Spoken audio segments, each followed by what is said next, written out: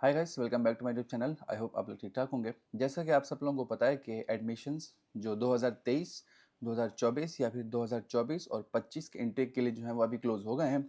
तो मतलब अभी जो मंथ चल रहा है वो अक्टूबर है, जो कि ऑलमोस्ट मिड होने वाला है। तो अगर अभी भी आपके पास कोई एडमिशन लेटर है इटालियन किसी यूनिवर्सिटी का, तो और अगर आप अप्लाई करना चाहते हो तो मेरा नहीं ख्याल कि आप इस एप्लीकेशन के साथ या फिर इस एडमिशन लेटर के साथ इस साल के लिए प्रोसीड कर सकते हो। इन शॉर्ट आज हम इस वीडियो में बात करेंगे कि आप नए साल के लिए जो अभी आने वाला है 2025, 2026 या 24-25 इनटेक जो होगा, उसके लिए आप कैसे अप्लाई कर सकते हो। वीडियो स्टार्ट करने से पहले मैं एक चीज़ आपको बताता चलूँ कि पिछले साल भी आप लोगों ने देखा कि मोस्टली जो हमारी आवाम है ना, वो इटली अप्लाई करती है इटालियन यूनिवर्सिटीज़ में। और उसके अलावा जिसके पास पैसा है, जो बैंक स्टेटमेंट अफोर्ड कर सकता है, बैंक स्टेटमेंट से मतलब जो है वो ब्लॉक अकाउंट्स अफोर्ड कर सकता है, उन्होंने जर्मनी अप्लाई किया। और काफ़ी स्टूडेंट्स को मैंने इंस्टा पे भी स्टोरीज लगाई कि आप फ्रांस में अप्लाई करें, वीज़ा रेशियो बहुत अच्छा है। लेकिन उन्होंने अप्लाई नहीं किया। जितने अप्लाई किया उन सबका वीज़ा लगा। तो वी फ्रांस अब तक कोई रिजेक्शन नहीं आई। सो मैं लोगों को सजेस्ट करूंगा कि भाई जर्मनी, फ्रांस, इटली मतलब यूरोपियन कंट्रीज़ के अलावा तो वो थोड़ा सा एशियंस पर भी फोकस करें। तो उससे ये होता है कि जो बंदा पढ़ना चाहता है, शौक़ रखता है पढ़ने का और उसको पाकिस्तान से निकलना है पढ़ने के लिए, तो वो इन यूरोपियन कंट्रीज़ के अलावा जो है वो चाइना अप्लाई कर सकता है, ताइवान अप्लाई कर सकता है। चाइना और ताइवान की मैं बात इसलिए कर रहा हूँ क्योंकि मुझे खुद पता है, क्योंकि मैंने पर्सनली इसका प्रोसेस किया था और मेरी सिलेक्शन भी हुई थी। तो मैं इन सब चीज़ों से गुजरा हूँ। तो चाइना और ताइवान में अप्लाई करने का एक बहुत अच्छा फ़ायदा ये है कि आपको वहाँ पर बैंक स्टेटमेंट नहीं चाहिए होती। बैंक स्टेटमेंट भी नहीं चाहिए होती और कोई इतना हेक्टिक प्रोसेस भी नहीं होता। आप इजीली और स्मूथली करते हो। जस्ट आपने करना ये होता है कि प्रोफेसर से एक्सेप्टेंस लेना होता है। अगर आप प्रोफेसर की एक्सेप्टेंस आपके पास है तो आप बाकी चीज़ें स्मूथली कर सकते हो। तो अब बात करते हैं एडमिशन्स इन इटली या फिर एडमिशन्स इन फ्रांस। तो एडमिशन जो हैं वो स्टार्ट होते हैं नवंबर से या फिर दिसंबर से। अगर मैं आप फ्रांस की बात करूं, फ्रांस में एडमिशन जो हैं वो अभी स्टार्ट हो गए हैं। तो आप अप्लाई अभी से कर सकते हो। और अगर इटली की बात करें तो नवंबर के एंड से या फिर मिड से जो है कुछ यूनिवर्सिटीज़ में एडमिशन स्टार्ट हो जाते हैं। और फिर दिसंबर जनवरी से ऑलमोस्ट सब यूनिवर्सिटीज़ में एडमिशन जो है स्टार्ट हो जाते हैं। तो अभी जो चल रहा है मंथ अक्टूबर, तो इसमें आपको क्या करना चाहिए? तो इसमें आपको करना ये चाहिए कि आपके जितने भी एजुकेशनल डॉक्यूमेंट्स हैं, आपने वो सारे जो है वो रेडी करना है। रेडी से मतलब जो अगर आपने अप्लाई करनी है डिग्रीज़ या फिर ट्रांसक्रिप्ट्स अपनी यूनिवर्सिटी से निकलवानी है तो वो निकलवा लें। उसके बाद फिर उन सब डॉक्यूमेंट्स को आप जो है वो अपोस्टाइल सॉरी, उन सब डॉक्यूमेंट्स को आप जो है वो अटेस्ट कराएँ या फिर जो भी वेरिफिकेशन होती है आईपीसीसी से, बोर्ड से, एचई से और एचईसी से और मोफा से, वो सब करा के आप डॉक्यूमेंट्स रेडी रखें। क्योंकि 1-2 महीना आपको इन सब प्रोसेस में लगेगा। और फिर जैसे दिसंबर मिड या फिर एंड से या फिर जनवरी के स्टार्ट से आप एडमिशन्स अप्लाई करना स्टार्ट कर सकते हो प्रॉपर्ली। तो डॉक्यूमेंट्स आपको कौन कौन से चाहिए होते हैं? तो उनमें सबसे पहले जो आपके होते हैं वो एजुकेशनल डॉक्यूमेंट्स होते हैं। और फिर आपकी यूरोप अप्लाई कर रहे हो तो ऑब्वियस सी बात है, आपकी जो सीवी होगी वो यूरोपास में होगी। फिर आपका आता है लेटर ऑफ मोटिवेशन जो आप खुद बनाते हो। और अगर फिर 2 रिकमेंडेशन लेटर्स, यानी आपने जहाँ से बैचलर्स किया है तो आप अपने डिपार्टमेंट के किसी भी 2 प्रोफेसर से रिकमेंडेशन लेटर बनवा सकते हो अप्लाई करने के लिए। और फिर फाइनली और बहुत इंपॉर्टेंट जो है वो आपका पासपोर्ट होता है। बहुत सारे ऐसे स्टूडेंट होते हैं जो कहते हैं कि अभी हम जस्ट एडमिशन अप्लाई कर रहे हैं, तो अभी हम पासपोर्ट बनवाएं या फिर जब वीज़ा फाइल करेंगे तब बनवाएं। जब आप एडमिशन अप्लाई करते हो ना यूनिवर्सिटीज़ के पोर्टल पर, तो वहाँ पर आपको पासपोर्ट जो है वो अपलोड करना पड़ता है। हाँ, एक और बात बताते चलूँ कि जब आप यूरोपियन कंट्रीज़ में अप्लाई करते हो ना, जैसे कि फ्रांस, अभी स्पेसिफिकली मैं फ्रांस और इटली की ही बात करूँगा।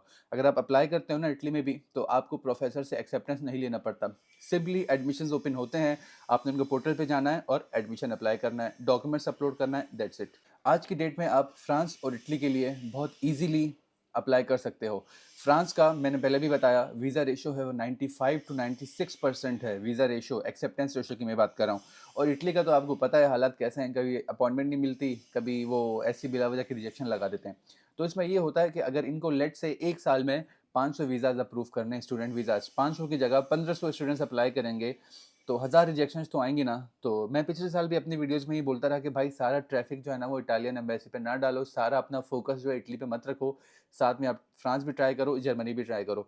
अब जर्मनी में सुनने में ये आ रहा है कि वहाँ की जो यूनिवर्सिटीज़ हैं उन्होंने फ़ीस लगाना भी स्टार्ट कर दिया है।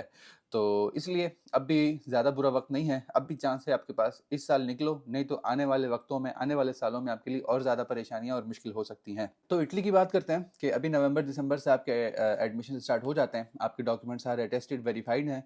जैसे ही एडमिशन स्टार्ट होते हैं, आपने सिंपली उनकी वेबसाइट पे जाना है, उनके पोर्टल पर सारी अपनी डिटेल्स पुट करनी है और अपने डॉक्यूमेंट्स अपलोड करने हैं। अपलोड करने के बाद आपने थोड़ा सा वेट करना है, 1 से 2 महीने भी समटाइम्स लग जाता है, कभी फिर हफ्ता भी लग जाता है। जैसे ही आपका रिस्पॉन्स आता है यूनिवर्सिटी से, तो अगला जो स्टेप होता है वो आपका होता है प्री इनरोलमेंट। तो प्री इनरोलमेंट होता क्या है? प्री इनरोलमेंट जो है वो इसका ये मतलब होता है कि जो आपकी फाइनल इनरोलमेंट होती है, यहाँ पहुँचते हैं, वो एक अलग चीज़ है। तो प्री इनरोलमेंट से ये होता है कि आप कल को एम्बेसी आओगे और वीज़ा फाइल करोगे। जैसे आप प्री इनरोलमेंट करते हो तो आपको ना 2 कॉपीज़ मिलती हैं। एक कॉपी जो आपकी समरी होती है वो आपकी एम्बेसी फॉरवर्ड होती है या कॉन्सुलेट फॉरवर्ड होती है, और दूसरी जो है वो आपके पास आती है। एम्बेसी फॉरवर्ड होना, एक कॉपी आपके पास आना, इसका मतलब ये है कि कल को ये बच्चा आएगा और ये वीज़ा फाइल करेगा। अगर हम एडमिशन्स की बात करें, एडमिशन जो है समटाइम जून, समटाइम जुलाई तक भी या फिर अगस्त तक भी एडमिशन्स ओपन होते हैं। तो लेकिन जितनी जल्दी आप प्री एनरोलमेंट करोगे उतनी जल्दी आपके लिए फ़ायदा होगा। जैसे कि एडमिशन आपने बिल्कुल परफेक्ट टाइम पे अप्लाई किया, दिसंबर में या जनवरी में, 1 महीने में आपका रिस्पॉन्स आ जाता है, तो उसके अगले महीने प्री एनरोलमेंट ओपन होती है। प्री एनरोलमेंट पूरे साल खुली नहीं रहती, एक टाइम आता है, प्री एनरोलमेंट स्टार्ट होती है। उसके बाद अगर बहुत देर तक भी है तो आपको आपकी कंट्री के हिसाब से अपॉइंटमेंट मिलती है, नहीं मिलती है, तो ये सारी चीज़ें बहुत मसला होता है। तो इसलिए मैं सजेस्ट करूँगा टाइम पे एडमिशन, टाइम पे प्री एनरोलमेंट। फिर तीसरा स्टेप आपका जो होता है वो स्कॉलरशिप का हो सकता है या फिर वीज़ा का होता है। कुछ रीजन्स या कुछ सिटीज़ ऐसी हैं जहाँ पर स्टूडेंट के वीज़ा अप्लाई करने से पहले ही स्कॉलरशिप की कॉल अनाउंस हो जाती है। तो ऐसा में आप पहले स्कॉलरशिप डॉक्यूमेंट्स प्रिपेयर करोगे और स्कॉलरशिप के लिए अप्लाई करोगे। आपकी वीज़ा फाइल रेडी है तो आप वीज़ा फाइल अप्लाई कर दो, वीज़ा फाइल सबमिट करो या उससे पहले। तो वीज़ा और स्कॉलरशिप आपका साथ-साथ चलता है। लेट्स से वीज़ा आपका पहले आता है, आपने वीज़ा फाइल कर दी, तो वीज़ा फाइल के लिए तो बहुत मेन इश्यूज़ जो होते हैं ना, वो होते हैं बैंक स्टेटमेंट को लेकर। बहुत सारे स्टूडेंट्स ऐसे हैं जिनको बैंक स्टेटमेंट की समझ नहीं आती, वो अजीब-अजीब डॉक्यूमेंट्स अपलोड करते हैं या फिर सबमिट करते हैं, जिससे उनका जो है वो वीज़ा रिजेक्शन चांस बढ़ जाता है। बैंक स्टेटमेंट में ये होता है कि पिछले साल भी और उससे पिछले साल भी जो आपको स्टेटमेंट चाहिए थी वो 6,100 यूरोज़ की थी। 6,100 यूरोज़ को आप पीकेआर में कन्वर्ट करो तो वो तकरीबन 18 साढ़े 18 लाख बनते हैं। लेकिन मैंने पिछले साल के वीडियोज़ में भी कहा था कि बेहतर है कि आप 25 लाख से ऊपर-ऊपर की स्टेटमेंट रखो। उससे ये होता है कि आपके वीज़ा एक्सेप्टेंस या अप्रूवल के चांसेस बढ़ जाते हैं।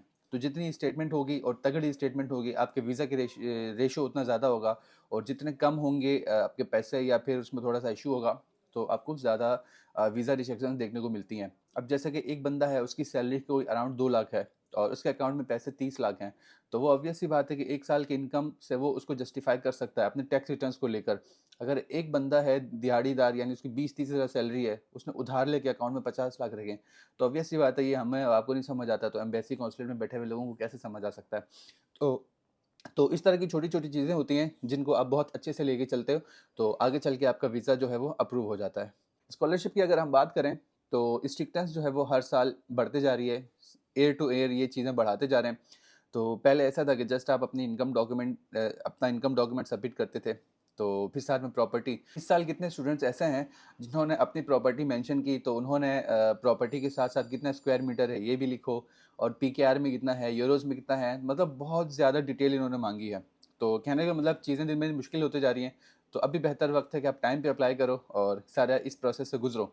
और उसके अलावा मैं आगे चल के बहुत ऑब्वियस सी बात है, बहुत डिटेल्स वीडियोज़ बनाऊँगा इन पर, लेकिन अभी के लिए ये है कि कोई इतना ज़्यादा मुश्किल नहीं है, और डॉक्यूमेंट जो अपने से अच्छे से प्रिपेयर करो। रही बात स्कॉलरशिप अमाउंट की, तो स्कॉलरशिप अमाउंट जो है वो हर साल इंक्रीज़ होती जाती है। जब हमारा फर्स्ट ईयर था तो स्कॉलरशिप अमाउंट थी आपकी 6,200 यूरो। आगे चल के फिर वो बढ़ गई थी। पिछले साल 7,600 यूरो, 7,600 थी, और अभी इस साल 23-24 नहीं 24-25 के लिए जिस जिस भी स्टूडेंट ने अप्लाई किया है उसको जो स्कॉलरशिप मिलेगी पूरे साल की, एर्गो वो उसको मिलेगी 8,200 यूरो, 8,200। मैं ये कहूँगा कि अगर आप अप्लाई करना चाहते हो, अभी ये टाइम है, अपने डॉक्यूमेंट स्टार्ट करो, प्रिपरेशन स्टार्ट करो, ताकि आगे चल के आप टाइमली ये सारा प्रोसेस कर सको। हाँ, और अगर आप ये सारा प्रोसेस हमसे कराना चाहते हो, खुद से नहीं करना चाहते, तो हम आपके लिए इटली के लिए अप्लाई कर सकते हैं और फ्रांस के लिए भी अप्लाई कर सकते हैं। जैसे मैंने आपको बताया, वीज़ा रेशो जो है वो 95-96% है, तो चांस आप मिस मत करो और अभी से अप्लाई करना स्टार्ट करो।